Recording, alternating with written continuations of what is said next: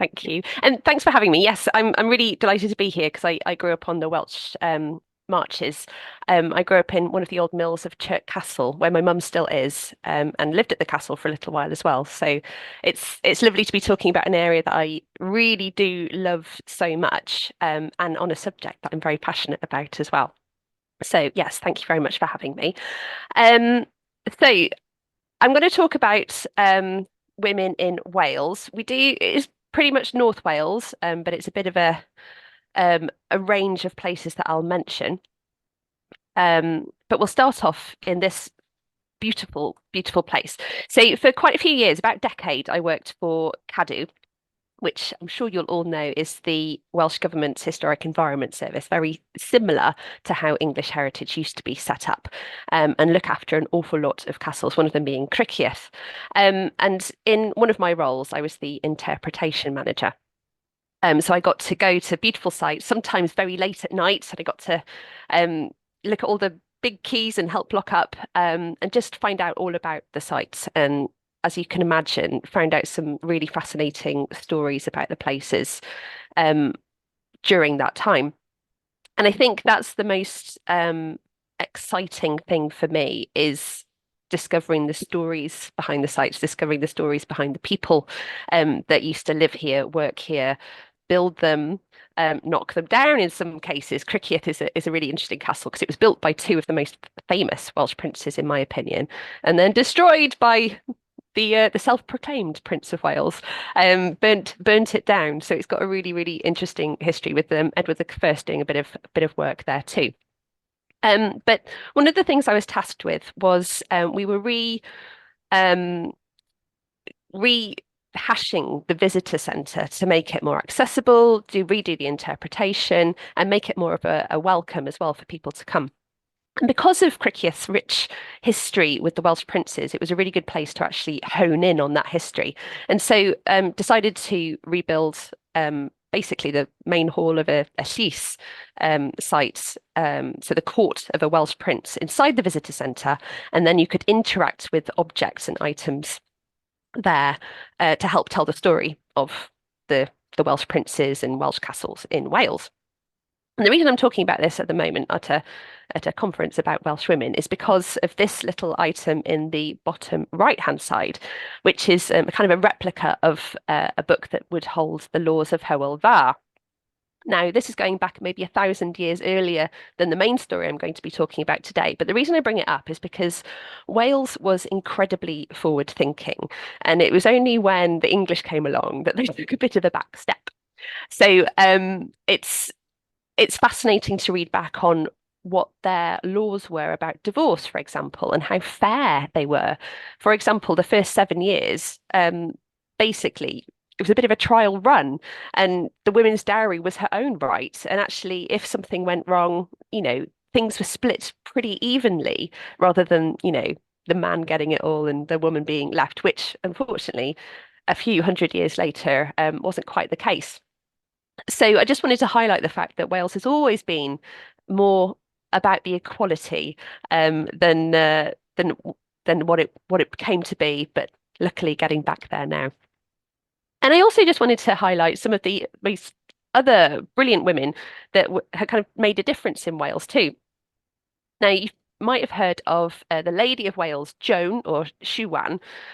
Joan was actually the illegitimate daughter of King John, and she married Llywelyn the Great, another very wonderful Welsh prince that's one of the ones that's associated with Criccieth Castle. And the reason I bring her up is because sometimes I'm not. Hopefully not so much anymore. But when I was little, you were taught about the kings and the princes, and they were the ones who fought the battles and did all of the kind of the important work, and they were the people that people came to see. But actually, Joan had an amazing role because she was almost like an in-betweener between her husband and the English king. And she did an awful lot of negotiating, and actually worked out some pretty brutal arguments between the two. Again, we're talking about a Prince of Wales and then an English king who wants to try and be his overlord, and actually worked an awful lot of things out. So it's thanks to this lady here, this woman, that the relationship there was on relatively less rocky ground for a while. But we're going to keep fast forwarding in time. And then we get to this particular period when these castles were being built. So Carnarvon is one of the castles of Edward I. So, as we all know, he's the one who basically came in and wanted to take over Wales. There was a big backstory. We don't have time for it today. I'm sure you're all very well versed in it, but it's actually his wife that I want to talk about very briefly. Eleanor, here pictured as part of the interpretation we did at Carnarvon Castle in the Eagle Tower. And she's got an exhibition dedicated to her life here, just for her. We think it was the first exhibition that was dedicated to a Welsh woman of history in a castle in Wales when this was originally done. And the reason I wanted to highlight is because, yes, she was the wife of a king. That's why we know her. But in her own right, she had some amazing achievements. And also, so she went when the king went away to do battle, she went with him. Even when she was heavily pregnant, she still went. She accompanied him. She amassed an awful lot of land in her own right, not the king's land that she got through marriage. It was her own right, and she became a really quite fearsome mortgage broker, which is what this picture portrays here, and was really very savvy with money indeed. And it's telling stories like this makes us remember that these were intelligent, highly educated women in their own right. And we shouldn't just know them because they're the wife of a king or the daughter of a king. So something else that she achieved, but has been lost to the kind of the depths of history, is another of the English castles in Wales, Rhuddlan Castle, up here in North Wales. I should say up here. I'm up in North Wales still myself, so if I do go wibbly wobbly, it is that broadband that Philip was talking about, unfortunately. But I've fingers crossed, I've got my phone dangling out of a window, getting the network, so hopefully it'll be okay. So we go to Rhuddlan, and there's actually glimpses of history of something that Eleanor achieved. We know that it happened at the castle, but we can't find the archaeological evidence for it yet. There's just a little bit in the documents. This is a reconstruction of what Rhuddlan would have looked like when it was finished, or partway through, an artist's impression. And we know that there was a garden that Eleanor commissioned and paid for, and we can see in the documents different bits that she commissioned and got built, such as around the well, there was a kind of a walkway, there was a courtyard that had been laid, there was I guess I'd call them buns put around, we assume for kind of seating areas. All of these were kind of built up to make this beautiful garden that Eleanor had commissioned. And it's very specific that it is the Queen's garden. It's for the Queen, and this is her doing essentially. But we haven't been able to pinpoint where it is. And I think that's going to be the story of my talk for the rest of the day, really. Rest of the day. I'm not going to keep you here that long, don't worry. Is that a lot of these kind of records are either lost to the depths of time, or the original kind of primary accounts do exist somewhere, but they haven't made it into the history books. And it's such a shame, because this is telling the stories of what was going on with the real people, people who were in the castle, not just the top tier. Having said that, we are talking about the top tier when we talk about the kings and the daughters of the kings and the wives of the kings. And a lot of the time, I don't know about you, but I think that I would certainly have been a lay person. We wouldn't have been, the kings, and well, I certainly wouldn't have been a queen, I don't think, if I was born back then. And so I think it's actually most interesting to find out about the real people. What were they doing? What were they getting up to? And you can relate to it a little bit more then, and imagine yourself in those people's shoes. What were they doing, and what were their lives like? How do they compare to our lives today? So I move on to Beaumaris Castle. So one of my favourite interpretation projects that I did was here at Beaumaris on Anglesey. And the reason the castle for me is so fascinating is because it was never finished. So this is the last castle that Edward the First commissioned or had built in North Wales after kind of coming in, invading, and then plonking these massive English castles in Wales. And basically, in a nutshell, again, a different talk, a lot more information. By the time it got to Beaumaris, they'd been building it for a while. He kind of felt he'd done what he needed to do. This is Edward First. Kind of felt he'd done what he needed to do. Had his sights on Scotland and essentially cut the money off for Wales, and Beaumaris essentially put their tools down relatively gradually, but kind of quite suddenly in the grand scheme of things. And it was never finished. So it's kind of the equivalent of a medieval credit crunch, if you like.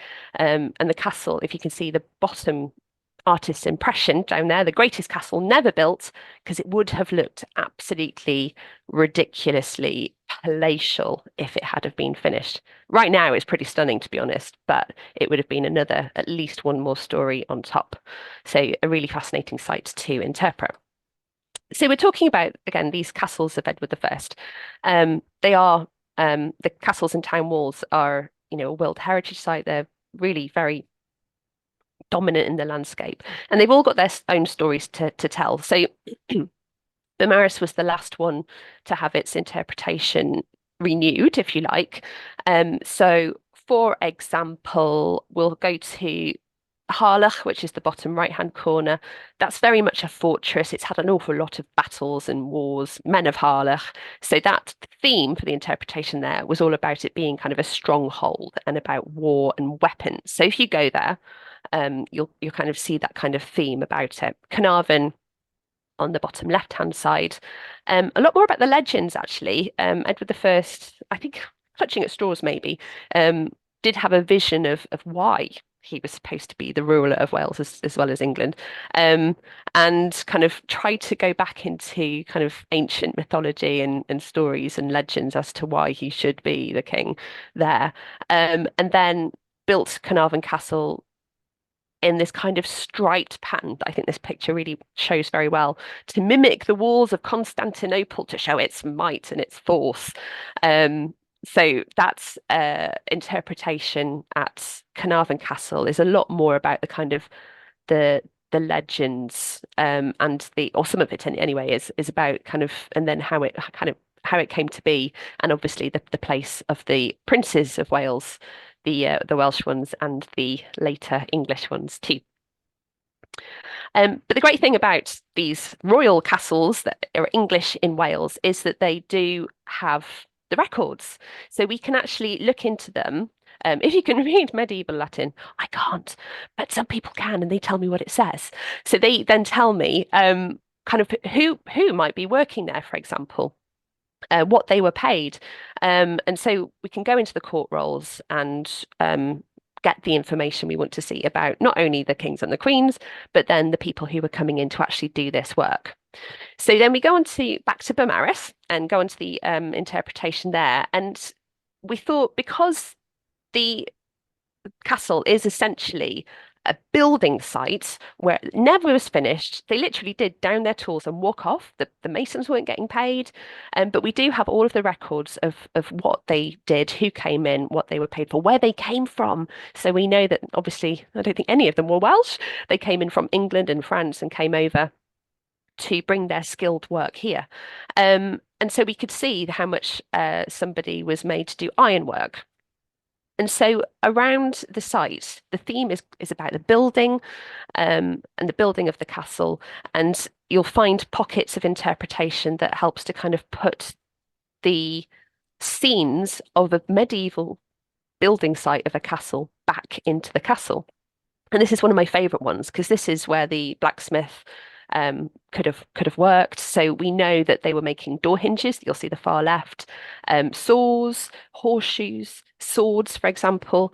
And so here, not only can you see what they were making, but you can pick up the little hammer that's on the floor and you can bash them like a blacksmith would have done, and put the sounds back into the castle as well. And it's nothing warms my heart more really than if you're walking around the castle. And from the other side, you can hear this bang, clang, clang noise, and almost picture yourself back when it was first being built in the late 1290s. And kind of it just helps having that extra kind of sensory experience of what was happening there. Another thing we popped in to do with building was you could build your own circular tower scaffolding, for example. So I was going to say a bit like Lego, I suppose it is really, just hands-on experiences to help you kind of experience what it would be like to be a builder. And then to just explain what put log holes are, where you'd put the logs for the scaffolding. So you'll actually still see the holes in the sides of the castle where the scaffolding, the wooden scaffolding would have been, and then just taken out again when they were finished. A spiral staircase, you can build it with the blocks in the middle there and on the right hand side as well, just helping kind of reiterate how important um, the curves are and the arches are and the keystone and how strong these all are. So it was a really, really brilliant interpretation project. Really enjoyed it. And we want to make sure that everybody is having fun. And I'm a big fan of what I call subliminal learning. So we got in and commissioned soft play castle blocks. So you can actually come in and build your own Beaumaris Castle. This is kind of, if you look down on it, like the bird's eye view of the plan that we know it still looks like today, but obviously you can look back at the records of what Master James of St. George kind of envisaged it to be, and put it together yourself, which is great fun. And not just for the kiddies. I've seen a lot of saga groups having a go too. They love it. And in the chapel as well, if you've ever been to Beaumaris, I hope you haven't missed out on the experience of going to the chapel. This was a very important one and a very important one to get really, really right, because the chapel is very much a place of serenity. It's whitewashed, so you go in within the castle walls itself. It's up on the first floor too. Um, and it's just a very calming place. But up until we did these stained glass windows, they were really awful. I don't know when they were put in, but they were relatively modern in we're talking kind of medieval standards, maybe 100 years ago. Let's call them Victorian windows that popped in.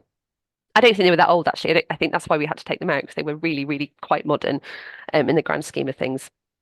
They were quite, I think they had horrible mesh on them and quite broken. So we commissioned two local to Wales stained glass artists who come up with a new design to put into the castle. And I'm quite a fan of where relevant and where it's right to not replicate what would have been there, because I don't want people to necessarily go in and think, oh, is this original? It's nice to have that contrast of something new. So it's not only putting our own stamp on it today, but not trying to be like it would have been. So putting something new in so people can see that it is new, and that's the juxtaposition, but not trying to fake it, if you know what I mean. And so they looked at the plan of the castle. They looked at all of the building works. You'll see in the right-hand side panel there that at the top, you might just be able to, I don't know if you'll be able to see my marker actually, you have my cursor. There's an Edward the First penny. There's letters that were sent between kind of the finance people here at the castle back and forth about how the building work was going, who was being paid. As I say, this is part of the curtain wall here with the towers, mason's marks, which I'll just mention in a minute too. And then also, because I think, let me try and remember how many stained glass windows there were. I'm going to say 5. There might have been more. They actually spent time in the chapel too, seeing how the light changed over the day. And so the colours of the glass changed too in the different panels. So it kind of went throughout the day and kind of changed colour in the room, working with the light. Absolutely exquisite art, really wonderful. But also it's that subliminal learning that we've got these pieces of information that you can go and kind of find like a detective and see a little bit more little glimpses into the castle's history through interpretation, through art, and through something that we needed to replace and did it in a bit of a different way.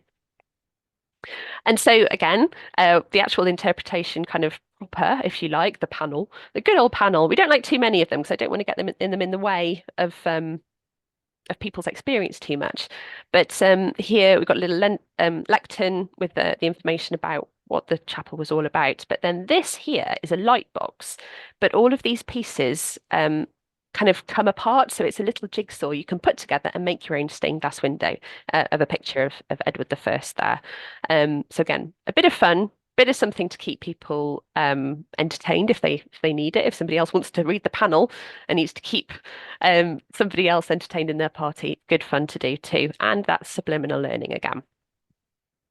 Commissioned an artist to make a statue of Master James of St. George, but made him part of the castle, if you like. So again, it's not sticking out like a sore thumb, but his life was castle. So we've built him into a castle. You can see the kind of blocks that he's made out of.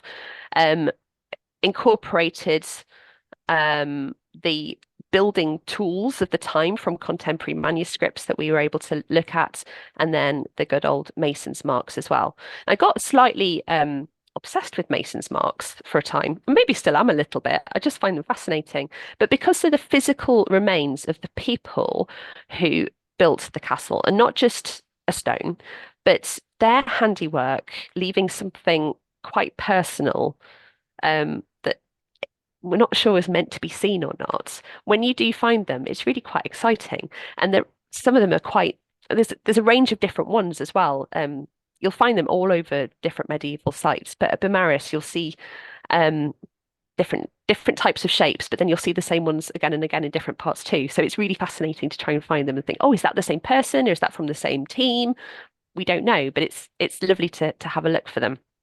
So quickly off on a tangent, and I am coming back to women, I do promise, because I appreciate that Master James at St. George wasn't a woman that we know of. Just talking quickly about the Mason's marks is that the summer we were doing, well, actually, we did it over quite a few months, the interpretation it just followed some really awful flooding in Beaumaris. Really, really bad. And so we'd opened the sluice gate for the moat, emptied it pretty much, and that meant that if the water came down off the hills, it would fill up the moat rather than filling up the town. But it meant that when the water level was incredibly low around the castle and that beautiful moat had dredged down, it actually showed up parts of the castle walls that we hadn't seen. We hadn't seen in our lifetime. People hadn't seen for a very, very, very long time. And since that the Royal Commission had documented the mason's marks that they'd found on the castle walls, I was able to go on a bit of a detective spree myself and try and find some more. And so the ones that are boxed and kind of highlighted in the black are ones that hadn't been recorded and documented beforehand. And there's lots more around this. This isn't a talk on Mason's marks, so I won't go off on too much of a tangent. But it was really very exciting. And it was nice then for me to be able to write those up and leave my own stamp, if you like, on the castle's history too. I may be joined by a 3-year-old. I do apologise. So back to Beaumaris. Hello. So this is the castle that was never finished. And something else we wanted to do, instead of putting interpretation panels everywhere, was help people imagine what it should have looked like if it had ever been finished. So we did that through an app. So rather than putting panels all over the place, you can virtually see it quite easily. We lent out iPads for people who didn't have their own technology, for example. And then they were able to kind of reconstruct the castle, which when you see it like this, for me, it makes you go, oh my goodness. You can still see in the architecture today where the bottom of those top windowsills would have been if they'd had been finished. So we know that they would have been there. But the reason I use this particular picture is because of the people in the foreground here is all about them. And this is what I'll get to now. The remainder of my talk is where were all the women? So I've talked about the building, I've talked about the blacksmith, I've talked a little bit about the Master James of St. George, but where are the women? And I found that I couldn't talk about them because I didn't have any record of them. And that really bugged me because, they wouldn't have been absent. And the question was, did the women come along with the people who'd come over from England and France and the skilled workers? Did the wives come? come over and help with the cooking and the cleaning, kind of the traditional things that I've been taught in school that they do. Like the noblewoman would have sat and done their tapestries, apart from Queen Eleanor. So, just trying to find out what would they actually have done. Or did they stay at home and the husbands just kind of toured different castles and left the women to look after the children at home and then returned back, once a year or every weekend or, did working away. So I kind of really, really wanted to find out where they'd gone. And so going back to the court rolls, this isn't a version of a court roll, but it's part of them because it's almost like a little edition slip, if you like. Now, I can't take credit for finding this, but it was highlighted to me by Jeremy Ashby of English Heritage that this little, or these little, I can't even explain what they are, but you can see that they have got little pieces of rope or ties on the end. They would have been basically literally tied onto the court rolls, and they were just little additional snippets of information. And this is where the first bit of information came out that made me go, "Oh, this is exciting," because it says a Cecilia of Kent and a woman helping her were paid for working on springolds and other engines at Beaumaris Castle. So when they say other engines, they're talking about siege engines. So a springold, we'll talk about that on the next slide, but it's part, I mean, along the lines of trebuchets, for example. These women are actually being paid to work on weapons.